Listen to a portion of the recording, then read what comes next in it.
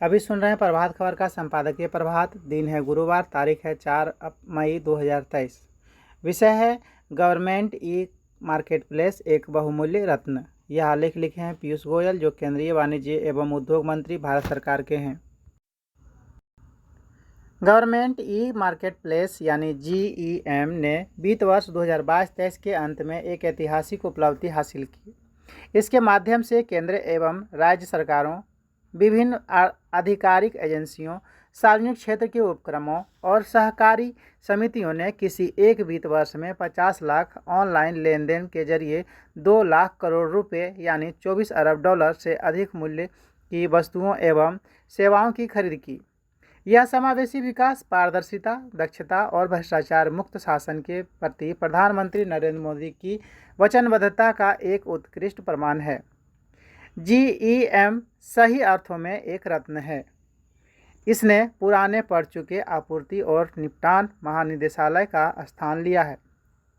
वाणिज्य और उद्योग मंत्रालय के नए कार्यालय भवन, वाणिज्य भवन का निर्माण उस भूमि पर किया गया है जहां कभी महानिदेशालय हुआ करता था। इसके शिलान्यास समारोह में प्रधानमंत्री मोदी ने सही ही कहा था। अब 100 साल से अधिक पुराने इस संगठन को बंद कर दिया गया है और इसके स्थान पर डिजिटल तकनीक पर आधारित नए निकाय गवर्नमेंट ई मार्केट प्लेस को लाया गया है। GEM ने सरकार द्वारा आवश्यक वस्तुओं की खरीद के तौर तरीकों को पूरी तरह बदल दिया है। अगस्त 2016 में स्थापना के बाद से GEM के कामकाज में असाधारण प्रगति हुई है। इस पोर्टल पर होने वाले लेन देन का कुल मूल्य 2022-23 में पिछले वित्त वर्ष 1.07 लाख करोड़ से बढ़कर 2.01 लाख करोड़ रुपये हो गया। वित्त वर्ष 2016-17 में 422 करोड़ रुपये के कारोबार के साथ इसकी अनूठी यात्रा शुरू हुई थी। इस पोर्टल का शुभारंभ वस्तुओं एवं सेवाओं की सार्वजनिक खरीद को प्रधानमंत्री के न्यूनतम सरकार और अधिकतम शासन के मिशन और सरकारी प्रणालियों को ईमानदार, प्रभावी तथा सबके लिए सुलभ बनाने हेतु प्रौद्योगिकी का उपयोग करने की उनकी रणनीति के अनुरूप ढालने के उद्देश्य से किया गया था। GEM की प्रतिस्पर्धी बोली जैसे पारदर्शी कार्य प्रणालियों ने सरकारी विभागों एवं उपक्रमों को करदाताओं के लगभग 40,000 करोड़ रुपये बचाने में मदद की है। ऐसे पहलों ने मोदी सरकार को राजकोषीय स्थिति से समझौता किए बिना कल्याणकारी कार्यों पर होने वाले व्यय में उल्लेखनीय वृद्धि करने में मदद की है। कई अर्थों में GEM प्रधानमंत्री मोदी के नेतृत्व वाली भाजपा सरकार द्वारा शासन प्रशासन में लाए गए बदलावों का एक महत्वपूर्ण प्रतीक है। लोग पिछली सरकार से तंग आ चुके थे, जो हमेशा भ्रष्टाचार के आरोपों से घिरी रहती थी। इस संदर्भ में GEM का महत्व वित्तीय दृष्टि से इसकी अभूतपूर्व वृद्धि से कहीं अधिक है और यह ई-कॉमर्स की किसी भी बड़ी कंपनी को इस रिया से भर देने के लिए काफ़ी है। सरकारी खरीद अपारदर्शी, काफ़ी समय लेन देन वाली, बोझ और भ्रष्टाचार एवं निर्माताओं की गुटबंदी में लिप्त हुआ करती थी। केवल कुछ विशेषाधिकार प्राप्त लोग ही प्रवेश संबंधी बाधाओं को पार कर पाते थे। खरीदारों के पास विशेषाधिकार प्राप्त और अक्सर बेईमान आपूर्तियों से ऊंची एवं बिना मोल भाव वाली कीमतों पर घटिया सामान खरीदने के अलावा कोई विकल्प नहीं था। संभावित विक्रेताओं को सूचीबद्ध होने तथा समय पर भुगतान पाने के लिए पूरी तरह सुविधा प्रदान करने वाली एजेंसी की दया पर निर्भर रहना होता था। इसके उलट इस प्रौद्योगिकी संचालित प्लेटफॉर्म के जरिए विक्रेता पंजीकरण, ऑर्डर देने और भुगतान की प्रक्रिया में शायद ही कोई मानवीय हस्तक्षेप शामिल होता है। हर कदम पर खरीद उसके संगठन के प्रमुख, भुगतान करने वाले अधिकारियों और विक्रेताओं को SMS और ईमेल से सूचनाएं दी जाती हैं। कागज रहित, नकद रहित और फेसलेस GEM की यह प्रणाली खरीदारों को असंख्य विक्रेताओं से सीधे प्रतिस्पर्धी दरों पर वस्तुओं एवं सेवाओं की खरीद देने की आज़ादी देती है। यह प्रतिस्पर्धी प्रणाली प्रधानमंत्री मोदी की डिजिटल इंडिया की पहल पर आधारित क्रांतिकारी बदलाव लाने वाला एक और कदम है। इसने सार्वजनिक खरीद के तौर तरीकों को बदल दिया है और सूक्ष्म, लघु एवं मध्यम उद्योगों यानी MSME और छोटे व्यापारियों के लिए लोकप्रिय सरकारी ऑर्डर हासिल करना संभव बनाया है। ठोस आंकड़े और तीसरे पक्ष द्वारा दिए गए व्यवहारिक विश्लेषण GEM की सफलता की पुष्टि करते हैं। विश्व बैंक और IIM लखनऊ के एक स्वतंत्र अध्ययन में औसत मूल्य से औसतन 10% की बचत का अनुमान लगाया गया है। विश्व बैंक का कहना है कि प्रत्येक नए बोलीदाता के जुड़ने से बचत में 0.55% की वृद्धि हुई। बोस्टन कंसल्टिंग ग्रुप यानी BCG के एक अध्ययन से पता चला है कि 2021-22 में वार्षिक लागत बचत 8 से 11% के दायरे में थी। प्रधानमंत्री मोदी ने सही ही GEM के उद्देश्य को न्यूनतम मूल्य और अधिकतम आसानी, दक्षता व पारदर्शिता के रूप में अभिव्यक्त किया है। इस पोर्टल पर 32 लाख से अधिक सूचीबद्ध उत्पादों के साथ 11,500 से अधिक उत्पाद श्रेणियां उपलब्ध हैं। इनमें 280 से अधिक श्रेणियां सेवा से क्षेत्र से जुड़ी हुई हैं और ये 2.8 लाख से अधिक सेवा संबंधी पेशकश करती हैं। GEM 67,000 से अधिक सरकारी खरीदार संस्थानों की खरीद संबंधी विविध जरूरतों को पूरा कर रहा है। इन संस्थानों ने सभी खरीदारों और विक्रेताओं को समान अवसर देने वाले GEM की मदद से लगभग 40,000 करोड़ रुपये की बचत की है। मूल्य की दृष्टि से देखें तो विभिन्न राज्यों की ओर से लगभग 60% ऑर्डर सूक्ष्म और लघु उद्योगों के दिए गए हैं। विभिन्न राज्यों ने दूर दराज के क्षेत्रों में रहने वाले व्यवसायियों सहित अपेक्षाकृत कम सुविधा पाने वाले व्यवसायों के लिए पहुंच में आसानी को दर्शाते हुए विभिन्न स्टार्टअप को भी 1109 करोड़ रुपए के ऑर्डर दिए हैं। पुरानी खरीद प्रक्रियाओं को पुनर्व्यवस्थित करने में पेश आने वाली जटिलताओं को देखते हुए GEM वैश्विक स्तर पर शुरू की गई बदलाव प्रबंधन की सबसे बड़े कवायदों में से एक है और मोदी सरकार की कार्यशैली के अनुरूप है। टीकाकरण मुफ्त भोजन के वितरण, LED बल्बों को अपनाने, नवीकरणीय ऊर्जा क्षमता के निर्माण व डिजिटल भुगतान में उल्लेखनीय वृद्धि आदि जैसे मामलों में दुनिया में अग्रणी होना इस कार्यशैली के कुछ उदाहरण हैं।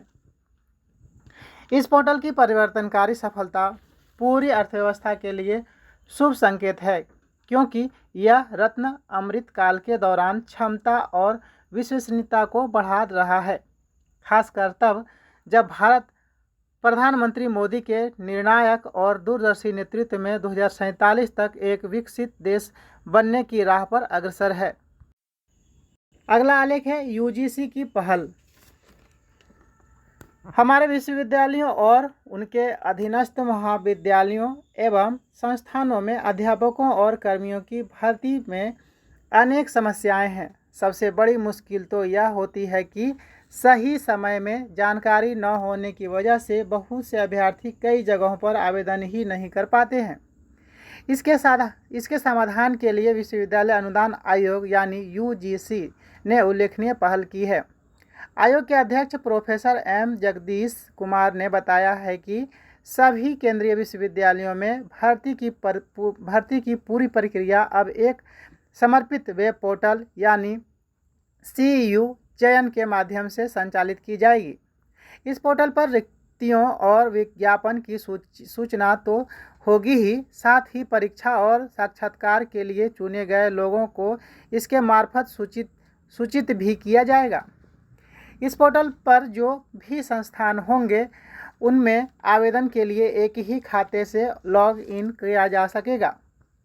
इस सुविधा से अभ्यर्थी आसानी से संबंधित जानकारी हासिल कर सकेंगे और सहूलियत से आवेदन भेज सकेंगे। विश्वविद्यालय के पास भी आवेदनों के बारे में अद्यतन जानकारी होगी।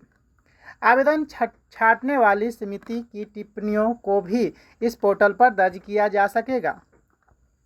इससे सबसे बड़ा लाभ तो यह होगा कि देश के एक कोने में बैठा अभ्यर्थी दूसरे कोने में स्थित विश्वविद्यालय में आवेदन कर सकेगा।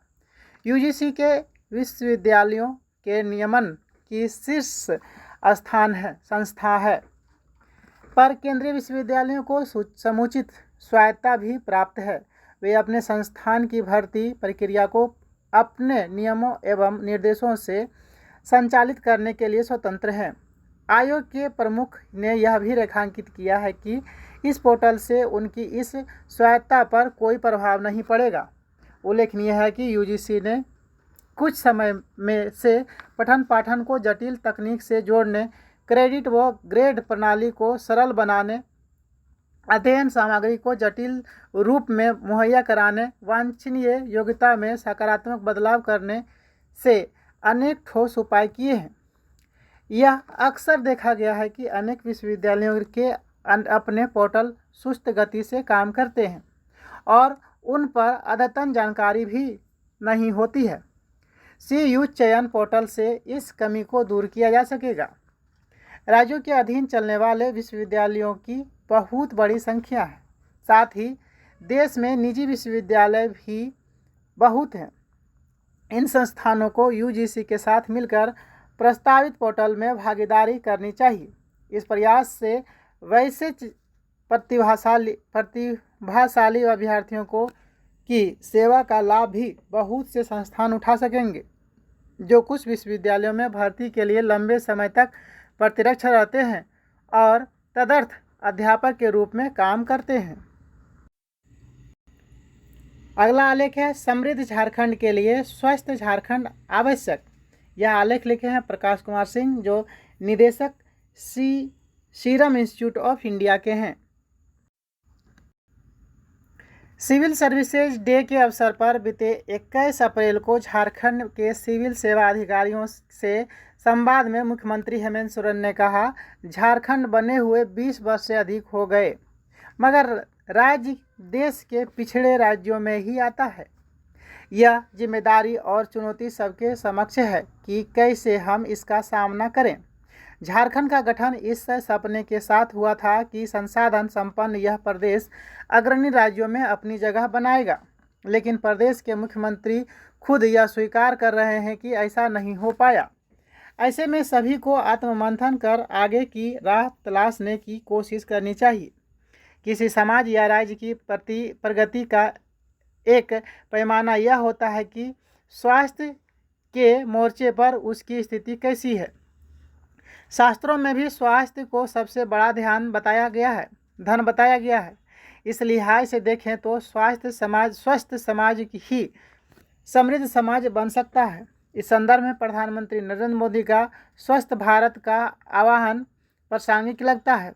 जिस तरह से उन्होंने स्वास्थ्य को विकास से जोड़कर स्वस्थ भारत बनाने की परिकल्पना देश के सामने रखी है, उसी तर्ज पर प्रदेश सरकार को भी स्वस्थ झारखंड के लिए काम करने पर विचार करना चाहिए। नीति आयोग के स्वास्थ्य सूचकांक में 19 बड़े राज्यों में झारखंड 13वें पायदान पर है। झारखंड का स्कोर है 47.55, जबकि केरल 82.20 के स्कोर के साथ पहले स्थान पर है। झारखंड में शिशु मृत्यु दर 27 है, जबकि केरल में यह आंकड़ा 6 है। यानी झारखंड में 1000 बच्चों का जन्म होता है तो इसमें 27 बच्चों की मौत 1 वर्ष की उम्र पूरी करने से पहले ही हो जाती है। देश में 24 राज्य और केंद्र शासित प्रदेश ऐसे हैं जहां शिशु मृत्यु दर के मामले में झारखंड से बेहतर स्थिति है। झारखंड में मातृत्व मृत्यु दर 61 है। यह राष्ट्रीय औसत से काफ़ी बेहतर है, लेकिन केरल जैसे राज्य में यह आंकड़ा 30 है। खून की कमी यानी एनीमिया के मामले में भी झारखंड की स्थिति चिंताजनक है।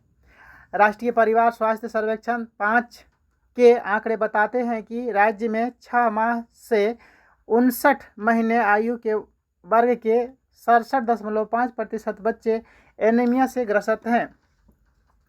वहीं 15 से 49 वर्ष की आयु वर्ग की वैसी महिलाओं जो गर्भवती नहीं हैं में 65.7% महिलाएं एनीमिया की शिकार हैं। इस आयु वर्ग की गर्भवती महिलाओं में 56.8% महिलाएं इस समस्या से ग्रस्त हैं। इस आयु वर्ग की सभी महिलाओं में 65.3% महिलाएं एनीमिया से जूझ रही हैं। 15 से 19 वर्ष की 65.8% लड़कियां एनीमिया की समस्या का सामना कर रही हैं। ये आंकड़े न सिर्फ राष्ट्रीय औसत से कम हैं, बल्कि 25 से अधिक राज्य और केंद्र शासित प्रदेश ऐसे हैं जिनकी स्थिति झारखंड से बेहतर है। झारखंड की एक प्रमुख समस्या यह है कि स्वास्थ्य केंद्रों और स्वास्थ्य सेवाओं तक लोगों की समुचित पहुंच नहीं है। सितंबर 2021 में सामाजिक संगठन सत्यार्थी फाउंडेशन ने कोडरमा और गिरिडीह जिले के स्वास्थ्य केंद्रों पर एक रिपोर्ट जारी की थी, जिसमें कहा गया था कि 78% लोगों ने बताया कि अगर उन्हें किसी स्वास्थ्य केंद्र पर जाना हो तो इसके लिए उन्हें 6 से 16 किलोमीटर तक की यात्रा करनी पड़ती है। सिर्फ 22% लोगों को ही उनके घर से 5 किलोमीटर के दायरे में स्वास्थ्य सुविधाएं उपलब्ध थीं। इन दो जिलों के स्वास्थ्य केंद्रों पर जो लोग गए उनमें से 81% लोग ने कहा कि स्वास्थ्य केंद्रों और अस्पतालों में डॉक्टरों की कमी थी तथा 78% लोगों ने माना कि बेड, मेडिकल उपकरणों और दवाओं की कमी थी। वर्ष 2011 की जनगणना के आंकड़े बताते हैं कि प्रदेश के 76% लोग ग्रामीण इलाकों में रहते हैं। यह चिंताजनक आंकड़ा भी सामने आया है कि इन दो जिलों के 95% लोगों ने बताया कि स्वास्थ्य समस्या की स्थिति में वे किसी स्वास्थ्य केंद्र या अस्पताल न जाकर स्थानीय झोला छाप चिकित्सक, रजिस्टर्ड मेडिकल प्रैक्टिशनर और बंगाली हकीम से इलाज करवाते हैं। इन बातों से स्पष्ट है कि अगर झारखंड के ग्रामीण लोगों के लिए बेहतर स्वास्थ्य सुनिश्चित करना है तो स्वास्थ्य केंद्रों और अस्पतालों को नेटवर्क मजबूत करना होगा। नीति आयोग समेत दुनिया के तमाम बड़े थिंक टैंक यह मानते हैं कि स्वास्थ्य और विकास के बीच गहरा रिश्ता है। ऐसे में स्वास्थ्य झारखंड का सपना किए बिना समृद्ध झारखंड और विकसित झारखंड का सपना नहीं पूरा हो सकता। इसके लिए यह भी जरूरी है कि प्रदेश तथा केंद्र सरकार के बीच आपसी समन्वय एवं सहयोग और बढ़े। राज्य अपनी योग्यताएं बनाएं और उसका प्रभावी क्रियान्वयन करें, पर साथ साथ केंद्रीय योजनाओं के प्रभावी क्रियान्वयन की दिशा में काम करना चाहिए। प्रदेश के जिन क्षेत्रों में स्वास्थ्य सेवाओं का अभाव है वहां अच्छे अस्पतालों, पर्याप्त संख्या में डॉक्टरों और स्वास्थ्य कर्मियों तथा आधुनिक मेडिकल उपकरणों की उपलब्धता सुनिश्चित करने के लिए राज्य सरकार को खुद आगे बढ़कर केंद्र सरकार से संवाद स्थापित करना चाहिए। अगला आलेख है पॉडकास्ट की बढ़ती लोकप्रियता। पॉडकास्ट की बढ़ती लोकप्रियता, यह आलेख लिखे हैं मुकुल श्रीवास्तव, जो स्वतंत्र टिप्पणीकार हैं। दुनिया के दूसरे देशों में जहां ध्वनियाँ यानी पॉडकास्ट तेजी से लोकप्रिय हो रहा था, भारत में वीडियो के प्रति दीवानगी बरकरार रही। पर कोरोना महामारी और वर्क फ्रॉम होम ने काफ़ी कुछ बदला है। इसी दौर में लोगों के दिल में इंटरनेट पर वीडियो के साथ साथ ध्वनियों के भी जगह बनाई और पॉडकास्ट की लोकप्रियता में वृद्धि होनी शुरू हुई।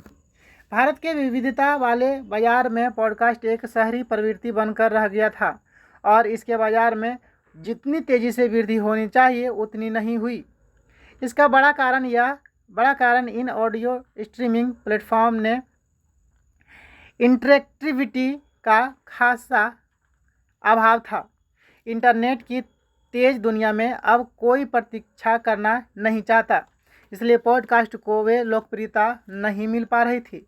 जितनी सोशल मीडिया साइट्स को मिली।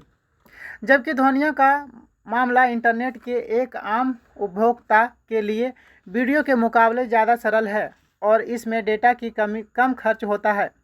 भारत में वीडियो के मुकाबले पॉडकास्टिंग ज़्यादा कामयाब हो सकती है। भाषाई विविधता वाले हमारे देश में पॉडकास्ट लोगों तक उनकी ही भाषा में संचार करने का एक रास्ता और आसान विकल्प हो सकता है। प्रधानमंत्री नरेंद्र मोदी की मन की बात कार्यक्रम का पॉडकास्ट काफ़ी लोकप्रिय है।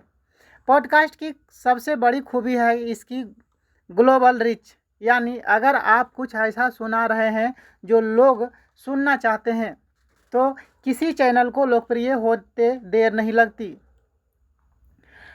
भारत हमेशा श्रोता परंपरा वाला देश रहा है, जहां हमारे सामाजिक जीवन में कहानियां बहुत महत्वपूर्ण स्थान रखती हैं। फेसबुक यानी लाइव ऑडियो रूम और ट्विटर यानी स्पेक्स आवाज़ की दुनिया में पहले ही कदम रख चुके हैं। इसी कड़ी में मई 2021 को देश में लॉन्च होते ही क्लब हाउस लोगों की चर्चा का केंद्र बन गया। क्लब हाउस ध्वनि आधारित एक सोशल नेटवर्किंग साइट है जो लोगों को हर चीज़ के बारे में बात करने की सुविधा देता है। यह तेज़ी से लोकप्रिय हो रहा है। इससे उत्साहित होकर ऑडियो स्ट्रीमिंग में उपभोक्ताओं की पसंद बन चुकी कंपनी स्पॉटिफाई ने क्लब हाउस को टक्कर देने के लिए इसी माह ध्वनि आधारित social networking app green room launch किया है। इंटरनेट पर हुई वीडियो क्रांति के अनुभव बताते हैं कि वीडियो कंटेंट में अश्लीलता, फेक न्यूज़ आदि की बाढ़ आ गई है, क्योंकि इंटरनेट पर किसी तरह का सेंसर नहीं है। ऐसे में बच्चों को अवांछित ऑडियो कंटेंट से कैसे बचाया जाएगा? उपभोक्ताओं द्वारा बोले गए शब्दों कंटेंट का क्या होगा? उनकी निजात की रक्षा कैसे की जाएगी? सुरक्षा प्रोटोकॉल की कमी के कारण इस तरह के ऐप कैसे अपने उपभोक्ता को इंटरनेट पर ध्वनि की दुनिया में सुरक्षित अनुभव कर दे पाएंगे? इसका फैसला होना अभी बाकी है। अगला आलेख है श्रीलंका की राह पर नेपाल की अर्थव्यवस्था। सरकार खर्च नहीं कर सकती, जबकि आम आदमी के पास बहुत खर्च करने के लिए पैसा नहीं है। निरंतर उच्च मुद्रास्फीति लोगों की कमाई खा रही है और उनकी बचत खत्म कर रही है। हर चीज़ की बिक्री में मंदी है। अपने आधिकारिक सक्षम कार्यबल के देश छोड़ने से नेपाल अपने सर्वाधिक उत्पादक श्रमबल से खाली हो रहा है। चारों ओर निराशाजनक तस्वीर है। केवल धन प्रेषण और पर्यटक प्रवाह में वृद्धि अर्थव्यवस्था के अन्य क्षेत्रों में हो रहे नुकसान की भरपाई नहीं कर सकती और अब देश औपचारिक रूप से मंदी में प्रवेश कर चुका है। देश की बदहाली का एक प्रमुख कारण यहाँ की राजनीतिक अस्थिरता है। सिंह दरबार यानी नेपाल के प्रधानमंत्री का कार्यालय में निरंतर बदलते चेहरे निजी क्षेत्र का भरोसा दिलाने में विफल हैं, जो राष्ट्रीय अर्थव्यवस्था में 81% का योगदान देते हैं और 85% नौकरियों के लिए जिम्मेदार हैं। जिन लोगों के पास अर्थव्यवस्था को स्थिर करने का प्रभार है वे देश को वर्तमान संकट से बाहर निकालने के लिए साथ मिलकर काम करने के बजाय आपस में झगड़ रहे हैं। कुछ दिनों से नेपाल की तुलना श्रीलंका से की जाने लगी है। हमारे नीति निर्माता भले ही नेपाल में श्रीलंका जैसे स्थिति से जुड़ी किसी भी बात को दबाना चाहते हैं, पर सच तो यह है कि इन दोनों देशों की आर्थिक समस्याओं में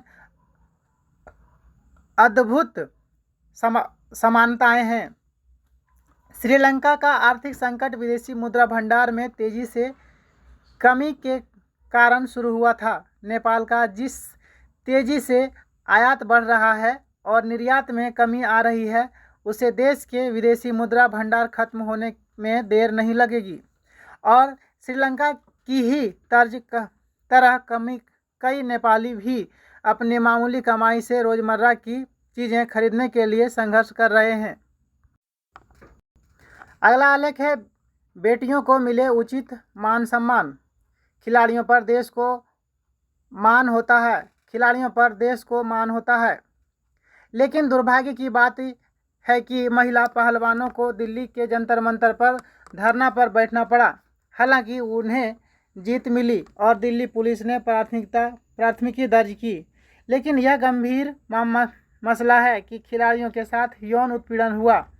इस बात को सरकार को गंभीरता से लेनी चाहिए और जांच करनी चाहिए। जांच में दोषी पाए गए व्यक्ति को, चाहे वह कितना बड़ा रसूख बाला क्यों न हो, कार्रवाई करनी चाहिए। खेल मंत्रालय व भारतीय कुश्ती संघ को अपने कार्यों की समीक्षा करनी चाहिए। अगला आलेख है जेनेरिक दवा के निर्यात में उपलब्धि। सस्ती दवाओं की तलाश कर रहे देशों को जेनेरिक दवाओं के निर्यात करने का लक्ष्य पूरा करना है। भारतीय फार्मास्यूटिकल्स की सफलता ने भारत की समग्र छवि को बढ़ाने में काफ़ी हद तक मदद की है। भारत दुनिया में जेनेरिक दवाओं का सबसे बड़ा निर्यातक है, जिसका वैश्विक निर्यातक मात्रा में बड़ी योगदान है। इन दवाओं के उत्पादन, अनुसंधान और परीक्षण की लागत कम है। अमेरिका और ब्रिटेन जैसे विकसित देशों में स्वास्थ्य देखभाल की लागत कम करने में भारत की भूमिका बहुत बड़ी है। अगला आलेख है वैवाहिक जीवन। वैवाहिक जीवन में हमेशा व्यवहारिक होनी चाहिए। मान लीजिए कि आप एक महान कर्मी से मिलते हैं और उससे पूछते हैं कि क्या वह अपने हर काम में सफल होता है। वह निश्चित रूप से कहेगा नहीं। अगर आप उनसे पूछेंगे कि क्या वह कभी काम करते करते थक जाता है, तो वह यही कहेगा कि अलग अलग मौक़ों पर थकता जरूर है। जब वह थक जाता है तो वह परम पुरुष से उसे और शक्ति देने की प्रार्थना नहीं करता। कोई कितना भी महान कर्मी क्यों ना हो, उसे अंततः परम पुरुष की शरण लेनी ही होगी। अंततः उसे आत्मसमर्पण करना होगा।